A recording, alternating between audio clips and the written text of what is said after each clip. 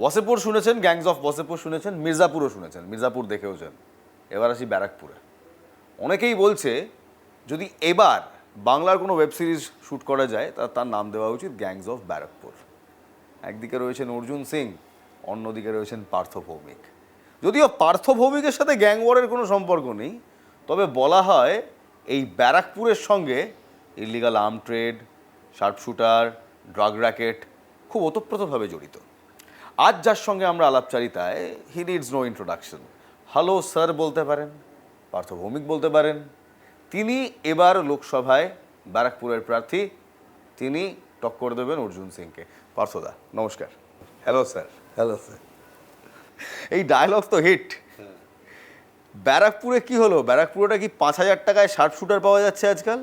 Drug racket নাকি, মানে drug র্যাকেটের বাড়বাড়ন্ত, illegal আর্মসে ছেয়ে গেছে ব্যারাকপুর? না, এই গুন্ডা রাজত্বের বিরুদ্ধেই তো এবার আপনি লক্ষ্য করে দেখবেন সারা ব্যারাকপুর জুড়ে সব নাগরিক সমাজ তারা বোর্ড লাগিয়েছে, ব্যারাকপুরে গুন্ডারাজ নয়, ব্যারাকপুরে এবার শান্তি চাই। এটা ব্যারাকপুরের এই যে লোকসভা নির্বাচন, তার প্রধান ইস্যুই হচ্ছে এটা, ব্যারাকপুরে গুন্ডারাজের শেষ চাই, ব্যারাকপুরে শান্তি চাই। এই যে আজ যখন আমি আপনার সঙ্গে বসে কথা বলছি, তখনও ইনফরমেশন আছে এখানে কারো একজনের বাড়িতে নাকি 4 জন শার্পশুটার লুকিয়ে আছে। থাকে তো, মানে আমি এটুকু বলছি যে 2019-এর পর যে রক্তাক্ত ইতিহাস ব্যারাকপুরের মানুষ দেখেছে, ব্যারাকপুরের মানুষ সেটা জীবনে কোনো দিন ভুলবে না।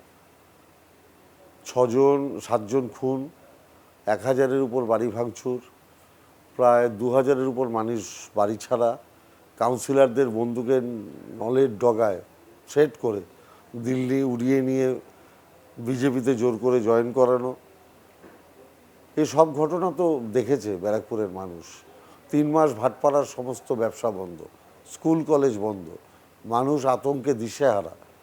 সবকটাই অর্জুন সিং জেতার পর 2019। মানে অর্জুন সিং ইকুয়ালস টু ব্যারাকপুরের সন্ত্রাস? হ্যাঁ, 100%। এটা সমস্ত ব্যারাকপুরের মানুষ জানে। এবং 2019-এ অর্জুন সিং জেতার পরেই তো পরপর এই ঘটনাগুলো ঘটেছে। আচ্ছা, 2019-এর ঘটনায় আসি, কারণ 2019-এ ভাটপাড়ার যে ঘটনা গোটা দেশ দেখেছিল। কমিউনাল টেনশন, এখন আর রাগঢাক করে লাভ নেই, দাঙ্গার পরিস্থিতি হয়েছিল। দুটো রিলিজন, দুটো ধর্ম একে অপরের বিরুদ্ধে হঠাৎ করে মানে হিংস্র হয়ে উঠলো। এই সংস্কৃতি বাংলার নয়, আমদানি হলো কোথা থেকে? না না, এটা তো অর্জুন এটাকে করেছে। অর্জুন সিং এটা এই সব ঘটনার পিছনের মূল নায়ক। এই জিনিস তো ছিল না, এই যে একটা ভোটে জেতার জন্য উগ্র সাম্প্রদায়িক প্রচার, সেখান থেকে সেই পরিবেশ তৈরি করা, টোটালটার জনক তো অর্জুন সিং। এবং মানুষ তো, ব্যারাকপুরের মানুষ তো দেখেছে 2019, ব্যারাকপুরের মানুষ কোনোদিন ভুলবে না, এবং ব্যারাকপুরের মানুষ ওই দিন আর ফেরতও আনবে না, এটা আমি নিশ্চিতভাবে বিশ্বাস করি। অর্জুন সিং আপনারা পার্টিতে নিলেন, তিনি চটকলের যে মিলগুলো রয়েছে, যতগুলো জুট মিল রয়েছে, জুট মিলের বিরুদ্ধে তার একাধিক অভিযোগ ছিল। জুট মিলকে ঠিকভাবে কেন্দ্র সরকার পরিচালনা করছে না, এই অভিযোগে তিনি বিজেপি ছাড়লেন, ছেড়ে আপনাদের দলে এলেন, আপনারা নিলেন। তারপর আপনারা টিকিট দিলেন না, তিনি আবার বিজেপিতে চলে গেলেন। আপনারা বুঝতে পারলেন না যে এরকম দলবদলু মানুষ অর্জুন সিং? না, আপনি, আমার মনে হয় অর্জুন সিংকেই প্রশ্ন করা উচিত, আজকে কি তাহলে আবার চটশিল্প ভালো চলছে যে যাতে উনি বিজেপিতে আবার ফেরত চলে গেলেন? চটশিল্পের অবস্থা তো আরও খারাপ। এই যে গুজরাটের পলিয়েস্টার, এই যে সারা ভারতবর্ষে ছড়িয়ে দিয়ে জুট শিল্পকে ধ্বংস করে দিচ্ছে। জুট শিল্পের শ্রমিকেরা ধুঁকছে, 7 দিন কাজ হয় না, 3 শিফটে কাজ হয় না, প্রচুর মানুষ সব মাসের প্রত্যেক দিন কাজ পান না।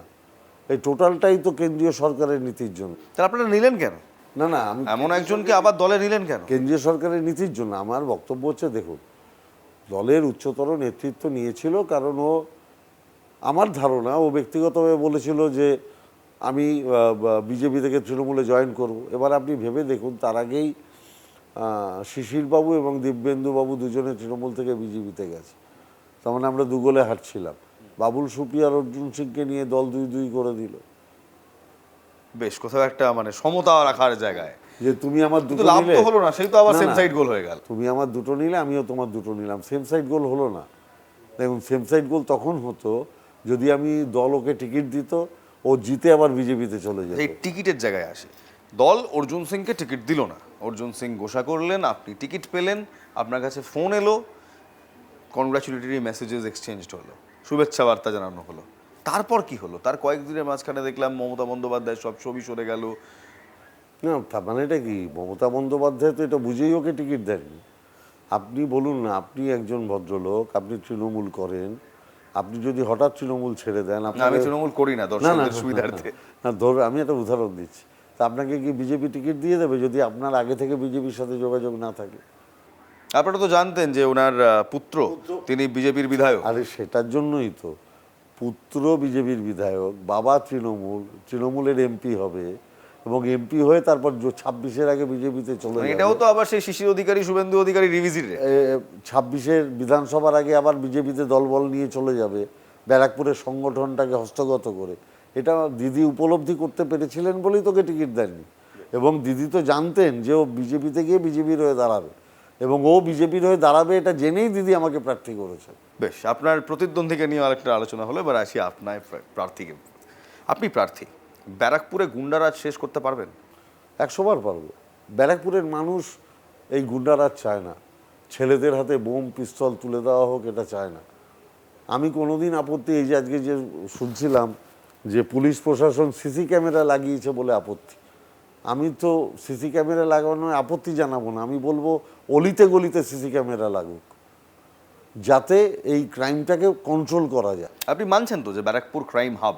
না না, এই তো প্রতিনিয়ত ঘটনা সেটাকে প্রমাণ করে। এটা তো দেখুন, যে কোনো চটকল এলাকায় আপনি দেখবেন ক্রাইম বেশি হয়, যে কোনো চটকল এলাকায়, কারণ এখানে মানুষ দৈনন্দিন জীবনে এত পরিশ্রম করে, তাদের পরিশ্রম করে বেঁচে থাকতে হয়।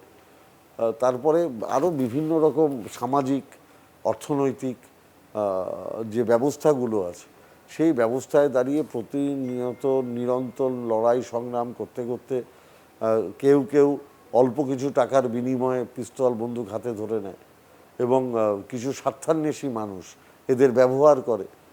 এই ব্যবহার করাটাকে বন্ধ করতে হবে। কিভাবে বন্ধ করবেন? তার জন্য তো তার মানে এমপ্লয়মেন্ট জেনারেট করতে হবে। অলিতে আপনি যদি এই যে যত চটশিল্প আছে, আপনি যদি এগুলোকে আবার পুনরায় উজ্জীবিত করা যায়, এর যদি চিমনির ধোয়া যদি আবার 3 শিফটে চলে, ছেলেদের যদি এখানে এমপ্লয়মেন্টের ব্যবস্থা করা যায়, দেখবেন অটোমেটিক্যালি ক্রাইম কমে যাবে। সেটা তো আপনি কিংবা স্টেট তো একা করতে পারবেন না, কেন্দ্রকে ন্যাশনাল জুট তাহলে পলিসি বদলাতে হবে। সেটার জন্য তো নিরন্তর লড়াই চালাতে হবে। ও সেটা তো একজন সাংসদের কাজ। সেটাই একজন সাংসদের কাজ, আমি তো সেটাই বলছি। এই লড়াইটা তো আপনাকে নিরন্তর করতে হবে। আপনি এই লড়াইটা অর্জুন সিং করেননি? 5 বছরে করলে আজকে চটশিল্পের এই অবস্থা হয়?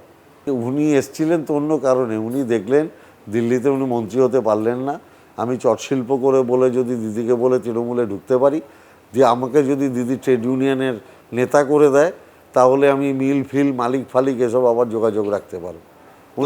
কোট আনকোট তোলাবাজি? আমি ওটা বলবো না, আমি বলবো যে চটশিল্পর মালিকদের কি করে কুইজ করা যায়, এইসবের সুবিধা হতো যদি ট্রেড ইউনিয়নের দায়িত্ব দিদি ওনাকে দিয়ে দিতে। আচ্ছা, আপনার জুট পলিসিটা কি? চটকলকে আপনি কিভাবে রিভাইভ করার চেষ্টা? না না, আমি তো একটা নিরন্তর যারা শ্রমিক আছে তাদের সাথে কথা বলে এই কদিনে আমার যা উপলব্ধি, আমি এর আগে কোনোদিন ট্রেড ইউনিয়ন করিনি, শুধুমাত্র নৈহাটি এখানে নদিয়া জুট মিল আছে, এদের যদি লেবারদের কোনো অসুবিধা হতো, তারা যদি আমাকে এসে বলতো, আমি তাদের ব্যাপারে সবসময় মাথা গলিয়েছি, তাদের জন্য, তাদের মাইনে বাড়ানো হোক, তাদের চাকরির ক্ষেত্রে হোক, প্রত্যেক ব্যাপারে তারা আমার সাহায্য পেয়েছে। এটা তারা বলে, আমি বলি না। আমার এদের সাথে কথাবার্তা বলে যা মনে হয়েছে যে কেন্দ্রকে আমি অনুরোধ করেই বলবো যে কিছুটা যদি জুট পলিসি চেঞ্জ করা যায়, জুটের পরিমাণটা, ব্যবহারের পরিমাণটা যদি বাড়ানো যায়, অন্তত কিছু ক্ষেত্রে যদি জুটকে কম্পালসারি করা যায়, তাহলে জুট শিল্প বেঁচে যাবে। ব্যারাকপুরের ইতিহাস প্রচুর, কোথাও সেই ইতিহাস ব্যারাকপুরের কি ক্রাইমের জন্য ঢাকা পড়ে যায়? হ্যাঁ, অ্যাকচুয়ালি মানে এখানে দাদা বৌদির বিরিয়ানি এবং তারপরেই কথা আছে হচ্ছে সাপ শুটার। কি অদ্ভুত না? সত্যিই তাই। কারণ আপনি সুরেন্দ্রনাথ ব্যানার্জি, জাতীয় কংগ্রেসের প্রতিষ্ঠাতা সভাপতি, মঙ্গল পাণ্ডে, আপনি যদি হালি শহরে যান, আপনি দেখবেন রামপ্রসাদ সেন, রানী রাসমণি, আপনি বঙ্কিমচন্দ্র চট্টোপাধ্যায় নৈহাটি, সমরেশ বোস, শ্যামল মিত্র, প্রথিতযশা মানুষেরা এখানে ছিলেন। শ্যামনগরে পণ্ডিত অজয় চক্রবর্তী, ফুটবলার সুব্রত ভট্টাচার্য, প্রশান্ত মিত্র, অশোকলাল ব্যানার্জি, সুমিত মুখার্জি, ইছাপুরে অলোক মুখার্জি, কত নামকরা ব্যক্তিত্ব এখানে ছিল যারা একটা সময় ভারতকে রিপ্রেজেন্ট করেছে বিভিন্ন। তো পার্থদা সেটা তো পাস্ট, সেটাই বলছি, সেটাই তো বলছি। ভাটপাড়া টোলের জন্য বিখ্যাত ছিল, সংস্কৃত শহর ছিল, যেখানে সংস্কৃত পড়ানো হতো, পুঁথি পড়ানো হতো। সেই জায়গাগুলোকে পুরো পলিউটেড করে দিয়েছে। আমি একদম 100% নাম করে বলছি অর্জুন সিং। নিজের কায়েমি, কিন্তু 2019-এর আগে আপনাদের দলই ছিল। নিজের কায়েমি করেছে তো, আমি তো 100 বার বলছি করেছে। এবং তার জন্যই তো যতই আমরা একসাথে তৃণমূল করি, দলের প্রত্যেকেই জানতো যে আমার সাথে ওর রাস্তার পার্থক্য আছে। 2011-র পর আমরা ক্ষমতায় এসেছি, সিপিএমের একটা পার্টি অফিস দখল হয়েছে, সিপিএমের একটা লোক বাড়ি ছাড়া ছিল। আপনি জিজ্ঞেস করুন, আপনি বিজেপির লোকদের জিজ্ঞেস করুন। 2011-য় জেতার পর আমি সিপিএম নেতাদের ফোন করেছি, তাদের বাড়িতে গেছি, গিয়ে বলেছি কোনো অসুবিধা হলে আমাকে বলবেন। 2021-এও জেতার পর ওই চরম পরিস্থিতিতে বিজেপি সব কটা ছেলের বাড়িতে আমি গেছি, মেয়েদের বাড়িতে আমি গেছি, বলেছি কোথাও কোনো অসুবিধা হলে আমাকে বলবেন। আপনি তো মানে যে কথাগুলো বলছেন, যে জুট পলিসি নিয়ে আপনি কথা বলছেন, চটকল নিয়ে কথা বলছেন, আপনি বলছেন এখানে আপনি ক্রাইম এন্ড করে দেবেন, রীতিমতো ব্যারাকপুরের মানুষের জন্য আপনি স্বপ্নের ফেরিওয়ালা। না না, আমি তো বলছি এটা আমার কাছে চ্যালেঞ্জ, এটা আমার কাছে চ্যালেঞ্জ। আমি ব্যারাকপুরকে, আমাকে যদি ব্যারাকপুরের মানুষ নির্বাচিত করে, আমি ব্যারাকপুরের শান্তি ফেরাবো ফেরাবো ফেরাবো। কোনো অবস্থাতেই ব্যারাকপুরে আমি ক্রাইম হতে দেবো না। কিন্তু আপনার বিরুদ্ধে আর একটু অভিযোগও আছে, বিরোধীরা বলে আপনি নাকি দুর্নীতির টাকা এক জায়গা থেকে আরেক জায়গা ফেরি করতেন, আমি আর অ্যাড্রেসগুলো বললাম না, এমন অভিযোগও ওঠে। এবার অভিযোগ উঠলে তো আমার কিছু বলার নেই। মানে ক্যামাক স্ট্রিটে অবধি টাকা পৌঁছানোর ওই দায়িত্ব এটা নাকি দেখুন, আপনার ছিল? ক্যামাক স্ট্রিটের কথা তো বিরোধী দল বলবেই, কারণ তারা জানে অভিষেক বন্দ্যোপাধ্যায় হচ্ছে আমাদের মেরুদণ্ড, মমতা ব্যানার্জি হচ্ছে আমাদের মাথা। অতএব মেরুদণ্ডটাকে যদি বেঁকিয়ে দেওয়া যায়, তাকে বদনাম করে দেওয়া যায়, তাকে ম্যানলাইন করা যায়, তাকে পলিউটেড করা যায়, তাহলে হয়তো দলটা শেষ হয়ে যাবে। তা স্বাভাবিকভাবেই অভিষেক বন্দ্যোপাধ্যায়কে পলিউটেড করার জন্য এগুলো বলে। আমি আপনাকে তো ওপেন চ্যালেঞ্জ দিয়ে বলছি, একটা ব্যবসায়ী নৈহাটি কিংবা সারাউন্ডিং এলাকা যে কেউ এসে যদি কোনো দিন বলে যে আমি পার্থভৌমিকের সাথে আলাদা করে বসে এইটা করেছি, আমি সঙ্গে সঙ্গে পদত্যাগ করব। এখন তো আমি বিধায়ক আছি, মন্ত্রী আছি, আমি পদত্যাগ করব। আমার বাবা ছোটোবেলায় একটা কথা বলতেন, আমি যখন এমএলএ হয়েছিলাম সেদিন তিনি ওটা রিপিট করেছিলেন। এমএলএ হয়ে যখন আমার বাবা প্রিন্সিপাল ছিলেন আর আমার মা স্কুলের টিচার ছিলেন, আমার বাবা আমাকে একটা কথা বলেছিলেন, এটা আমি রহরা রামকৃষ্ণ মিশনেও শুনেছি, যে অর্থ এবং সম্মান তুমি একসাথে উপার্জন করতে পারবে না। তা পার্থভূমিকের জন্য কোনটা বেশি? ওই জন্যই তো বললাম অর্থ এবং সম্মান 100%। আমি মাথা উঁচু করে হাঁটি। অর্থ ছাড়া রাজনীতি হয় 2024? না না না, ব্যক্তিগত অর্থটা ফ্যাক্টর। পার্থভৌমিক নিজের জন্য এক পয়সাও নিচ্ছে কিনা এটা ফ্যাক্টর। আমি আপনাকে দায়িত্ব নিয়ে বলছি, আমি এত বছর এমএলএ আছি, আমার নিজের গাড়ি নেই, কিন্তু আমার বউয়েরও গাড়ি নেই। আমার বউ এখনও, আমার বউ মেয়ে টোটো অটো চেপে নৈহাটিতে ঘুরে বেড়ায়। আমার মা স্কুলে যেত, আমার মেয়ে স্কুলে যে গেছে কোনো গাড়িতে না, 10 জনের সাথে ভ্যানে ঠাসাঠাসি করে। আচ্ছা, এই যে দুর্নীতির যে বাতাবরণ এখন ভারতীয় জনতা পার্টির হাতে যায়, তাদের মেন অস্ত্র হচ্ছে দুর্নীতি। আপনাদের যেমন বঞ্চনা, ওরা বলছে দুর্নীতি। এই দুর্নীতির অস্ত্রে শান দিয়ে 2024-এর ভোট পার করতে পারবে বিজেপি? দুর্নীতি প্রশ্ন করলে তো সবার আগে ওদের দিকে তীর যাবে। Election bond, election bond, Nirmala সীতারামনের হাজবেন্ড চিৎকার করে বলছে ইলেকশন বন্ড বিশ্বের সবচেয়ে বড় ঘোটালা। সবচেয়ে বড় ঘোটালা। আপনি দেখুন না, পিএমকে যেদিন নরেন্দ্র মোদী সরকার চলে যাবে, আপনি পিএম কেয়ারসে কত ঘোটালা পাবেন, আপনি এই যে টাকা বাতিল, নোট বাতিল, ওখানে কত ঘোটালা পাবেন, কত টাকা সমবায়ের থ্রু দিয়ে কত টাকা কালো টাকা সাদা হয়ে গেছে, আপনি কত ঘটনা পাবেন। আপনি দেখুন না, শুধু একবার এই সরকারটাকে সরতে দিন। এরা তো ইডি সিবিআই লাগিয়ে গায়ের জোরে গণতন্ত্রের কণ্ঠরোধ করতে চাইছে। আজকে সবাইকে বিরোধী, অরবিন্দ কেজরিওয়ালের মতো একটা মুখ্যমন্ত্রীকে জেলে ঢুকিয়ে দিল। এরকমভাবে জোর করে, জরুরি অবস্থার সময় ইন্দিরা গান্ধী ভেবেছিল আমি নির্বাচনে জিতে যাব, মানুষ ভয়ে চুপ করে থাকে, দুর্নীতির প্রসঙ্গেই যদি কথা বলি তাহলে মনে হয় পার্থ চট্টোপাধ্যায় তার বান্ধবীর বাড়ি থেকে কোটি কোটি টাকা উদ্ধার হওয়া কিংবা জ্যোতিপ্রিয় মল্লিকের কোথাও রেশন দুর্নীতির সঙ্গে যুক্ত থাকা এগুলো দলকে নেগেটিভলি ইম্প্যাক্ট করেছে। দেখুন, আমি একটা কথা বলি, দল কিন্তু ব্যবস্থা নিয়েছে, কিন্তু কোনোটাই এখনো প্রমাণিত নয়। কিন্তু দল নিজের জায়গা থেকে দুজনকেই মন্ত্রিসভা থেকে সরিয়ে দিয়েছে, পার্থ চট্টোপাধ্যায়কে তো দল থেকে বহিষ্কারও করেছে। অতএব দল কিন্তু কোথাও কোনো অ্যাডজাস্ট করেনি, কিন্তু প্রত্যেকটাই প্রমাণ সাপেক্ষ। এই যে তদন্তের নামে দীর্ঘদিন ধরে এই যে একটা জিনিস চালিয়ে যাওয়া, একটা মিডিয়া ট্রায়াল তো হয়েছে, কিছু ছবি সামনে এসেছে, আমি এই যে মানুষ কিন্তু প্রভাবিত হয়েছে, কিন্তু আলটিমেটলি তো রায় বেরোচ্ছে না, তদন্ত তো শেষ হচ্ছে না, মানুষ আলটিমেটলি জানতে পারছে না এ কি সত্যিই অপরাধী নাকি অপরাধী নয়। অপরাধী হলে তো তার পানিশমেন্ট হবে, আদালতে তো তার শাস্তি হবে, সেটা কেন হচ্ছে না?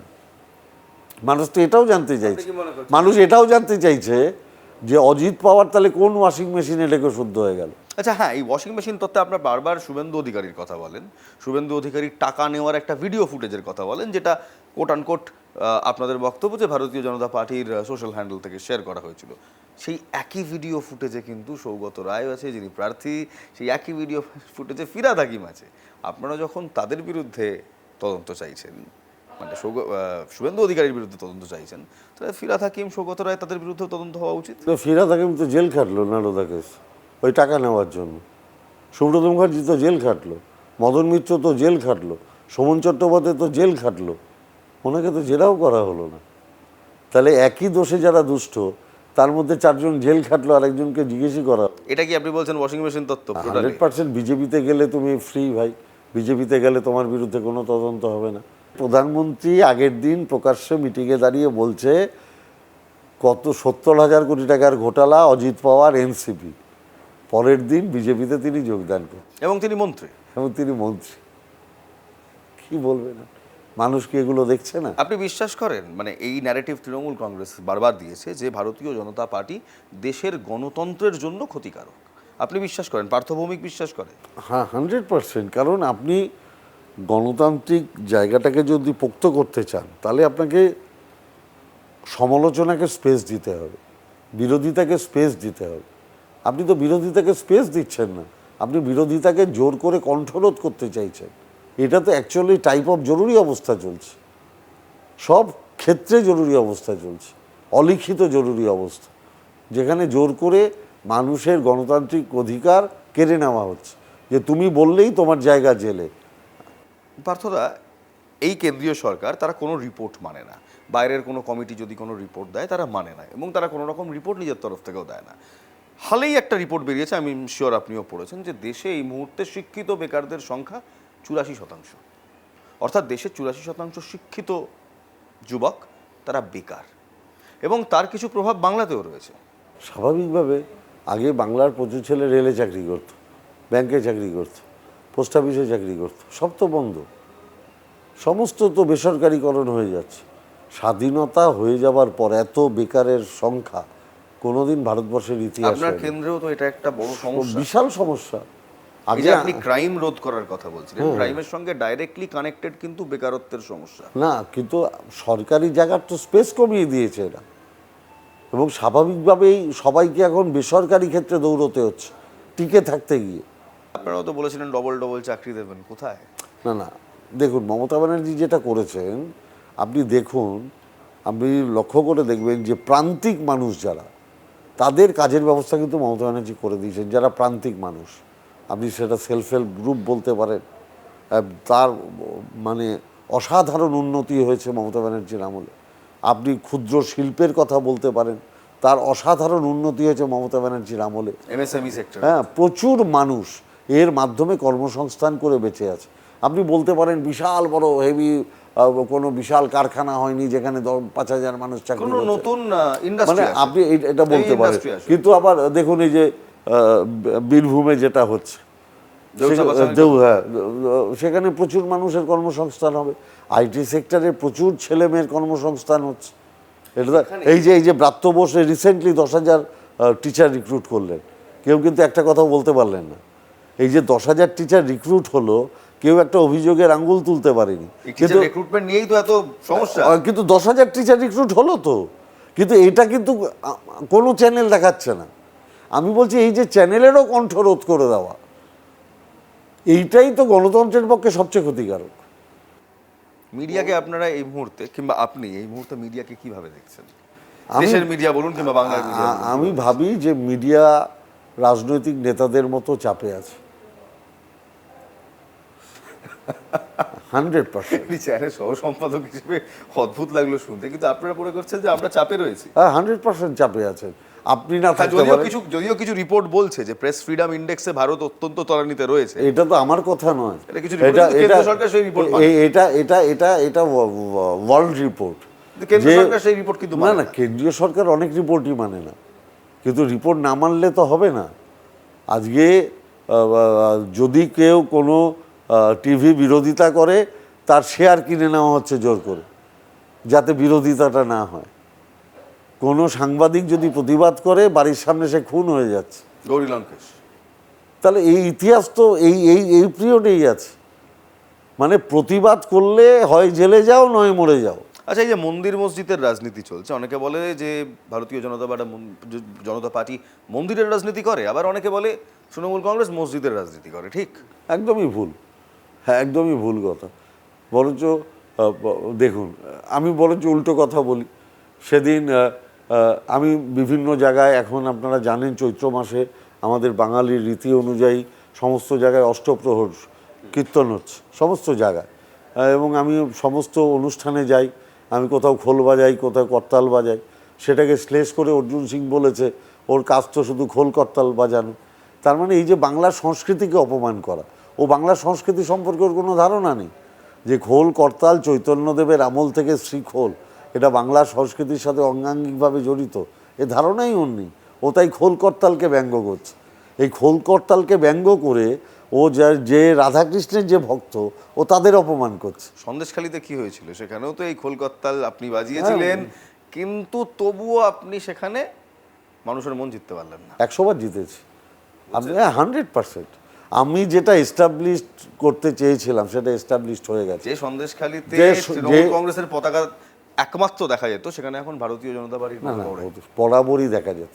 আপনি লাস্ট 2021-এর ইলেকশনের রেজাল্ট দেখুন, বেড়মজুর 1 এবং 2 এর কথা বলছেন। দেখুন না 2021-এর বিধানসভার রেজাল্ট। এগুলো ফেক কথাবার্তা। সন্দেশখালী কি ফেক? আমি আপনাকে কি বলছি, আমি যেটা বলতে চেয়েছি, আপনারা লক্ষ্য করেছেন কিনা জানি না, যত আপনাদের মিডিয়াও ছিল, আমি প্রকাশ্যে ক্ষমা চেয়েছি। আমি তো আমার কথা অনুযায়ী ক্ষমা চাইনি, আমার দলের নির্দেশ ছিল বলে যে অন্যায় হয়ে থাকলে আমরা ক্ষমা চাইব। আমার দিদি কিন্তু সিঙ্গুরের মতো রিজিড ছিল না। আমার দিদি কিন্তু বলেছে যে তোরা যা, যদি কোনো ভুল হয়ে থাকে সেটা রেকটিফাই করো, মানুষের কাছে ক্ষমা চাও। কিন্তু আমার দিদি বলেছে, আমরা তো ক্ষমা চেয়েছি। কিন্তু ব্যাপারটা তো নয়, আমরা যেটা বলতে চেয়েছিলাম যে একটা দুটো ঘটনা ঘটতে পারে, কিন্তু সমস্ত নারীদের মায়েদের উপর অত্যাচার হয়েছে, এটা মিথ্যা কথা। আজকে তো সেটা প্রমাণিত, আজকে সেটা প্রমাণিত। রেখা পাত্র ভারতীয় জনতা পার্টির ক্যান্ডিডেট। হতে পারে, হতেই সেই পারে। রেখা পাত্রর একটি বক্তব্য এবং তার মনের ক্ষোভ, রাজার আমি বলবো, আমরা কথা বলছিলাম তার মনের ক্ষোভ, যে রাজ্যপাল এলেন, প্রধানমন্ত্রী এলেন, ভারতীয় জনতা পার্টির নেতৃত্ব এলেন, বৃন্দা কারাট এলেন, মুখ্যমন্ত্রী একবারও এলেন না। না, মুখ্যমন্ত্রী তো তার মন্ত্রিসভার লোকদের পাঠিয়েছিল। নরেন্দ্র মোদী এসছে কি? নরেন্দ্র মোদী গেছে? নরেন্দ্র মোদীর সভাতে এই জাতি তাদের নিয়ে যাওয়া হয়েছে। আরে নরেন্দ্র মোদী সভায় এসছে, নরেন্দ্র মোদী কি সন্দেশখালী গেছে? না অমিত শাহ সন্দেশখালী গেছে? তাহলে মমতা ব্যানার্জির কথা উঠছে কেন? মমতা ব্যানার্জি তো তার মন্ত্রিসভার লোকদের পাঠিয়েছে। সুজিত বোস দায়িত্বে, আমি ইরিগেশন দেখতে গেছি, যে ইরিগেশনের যে অভিযোগগুলো ছিল সেগুলো দেখতে গেছি। তা দুই মন্ত্রী তো ওখানে গেছে মমতা ব্যানার্জির প্রতিনিধি হয়ে। কামদুনি যে ফেভারটা তৃণমূল কংগ্রেসকে দিয়েছিল, সন্দেশখালী সেই ফেভারটাই কি বিজেপিকে দেবে? কামদুনি তো আমাদের ফেভারেট ছিল না, ওটা তো আমাদের বিরুদ্ধে ব্যবহার করা হতো। একটা ফেভার এসেছিল, মৌসুমী কয়াল, টুম্পা কয়ালের এটা তো সব আমাদের বিরুদ্ধে ছিল। পরবর্তীকালে তো আপনাদের সঙ্গে চলে এলো না না না না না, এখনো বিজেপির সাথে আছে। বিজেপি। হ্যাঁ, পুরো বিজেপি এখনো আছে। অতএব কামদুনিতেও যেরকম মানুষ জানে যে ঠিক বলছে না তৃণমূলের বিরুদ্ধে, সন্দেশখালীরও লোকাল মানুষ জানে তৃণমূলের বিরুদ্ধে যে অভিযোগ হচ্ছে এটা সঠিক নয়। বাইরে থেকে টিভিতে কেউ বক্তৃতা দিতে পারে, মাটিতে দাঁড়িয়ে যারা রাজনীতি করে তারা মাটির গন্ধ পায়। সন্দেশখালির মাটি বলছে মমতা ব্যানার্জি ছাড়া বিকল্প নেই। আমি দায়িত্ব নিয়ে বলছি, বসিরহাট লোকসভা ডায়মন্ড হারবার লোকসভার সাথে প্রতিযোগিতা করছে, যে ডায়মন্ড হারবার লোকসভা বেশি আসনে বেশি সংখ্যক লিড অভিষেক ব্যানার্জি নেবে না বসিরহাটের হাজি নুরুল। আচ্ছা, মাঝখানে এই লিডের প্রসঙ্গে হঠাৎ করে মনে পড়লো, ভালো কথা আপনি লিড বললেন, মনে পড়লো আপনি নাকি বলেছেন যে পঞ্চায়েত বেশি লিড দেবে সেই পঞ্চায়েত পুরস্কার দেবেন আপনি। না, আমি একবারও এই কথা বলিনি। আমি যেটা বলেছি সেটা আপনাকে বলি। বিধানসভায় দাঁড়িয়ে মমতা ব্যানার্জি বলেছিলেন 59 লক্ষ এনআরজিএস কর্মীদের ওরা টাকা দেয়নি, আমি সেই টাকাটা রাজ্য সরকার থেকে দিয়ে দিলাম। কেন্দ্রীয় সরকার যদি বাড়ির টাকাও না দেয় আমি বাড়ির টাকা দিয়ে দেবো, আমি সেটা বলেছি। যে পঞ্চায়েত ভালো কাজ করবেন আপনারা জেনে রাখুন, মমতা ব্যানার্জি বলেছেন ডিসেম্বরের মধ্যে ফার্স্ট কিস্তির টাকা বাড়ির টাকা তিনি দিয়ে দেবেন। এটা আমার পলিটিক্যাল এজেন্ডা। তো এটাকে কি তাহলে বিরোধীরা টুইস্ট করলো? টুইস্ট, আরে ওদের তো অমিত মালব্যর কাজই তো তাই টুইস্ট করা। এ তো আমাদের ঘোষিত কথা, এটা তো কোনো লুকোচুরির কথা না। মমতা ব্যানার্জি বিধানসভায় দাঁড়িয়ে বলেছে এবং এটা তো ফ্যাক্ট। 59 লক্ষ এনআরজিএস কর্মীর টাকা কেন্দ্রীয় সরকার দেয়নি, সেই টাকাটা রাজ্য সরকার মমতা ব্যানার্জি দিয়েছে।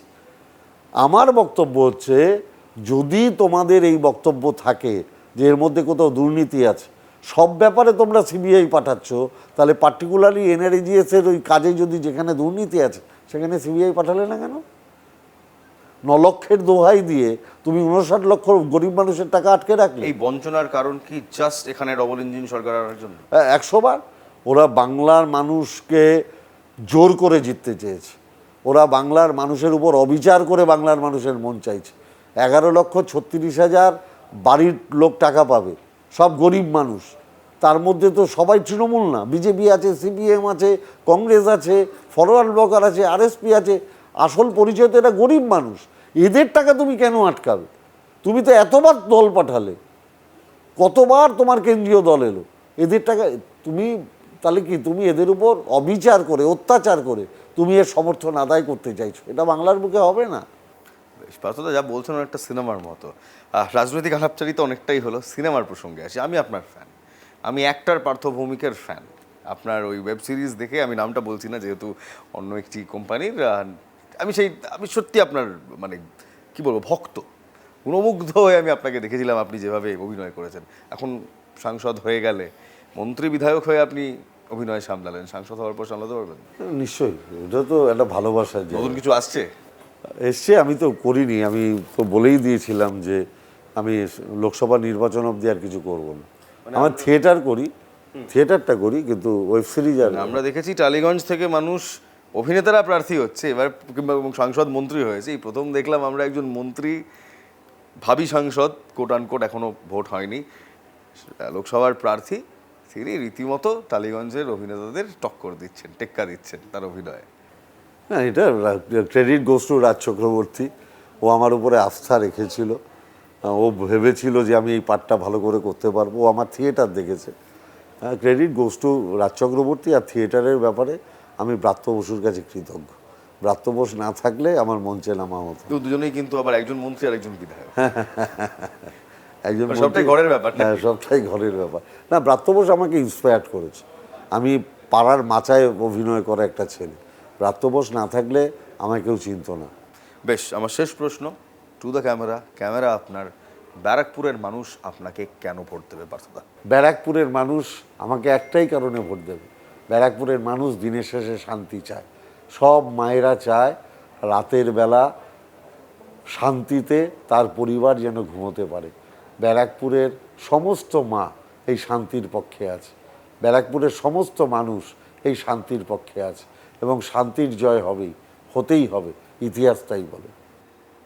বেশ, কথা বলছিলাম শ্রী পার্থ ভৌমিকের সঙ্গে, তিনি ব্যারাকপুরের প্রার্থী। মানুষ ফাইনালি ডিসিশন নেবে ব্যারাকপুরের সাংসদের আসনে কে বসবেন। তবে পার্থ ভৌমিক, তিনি যে প্রতিশ্রুতি করছেন, সত্যি তিনি এই মুহূর্তে ব্যারাকপুরের মানুষের জন্য স্বপ্নের ফেরিওয়ালা। নমস্কার, দেখতে থাকুন এনকেটিভি বাংলা।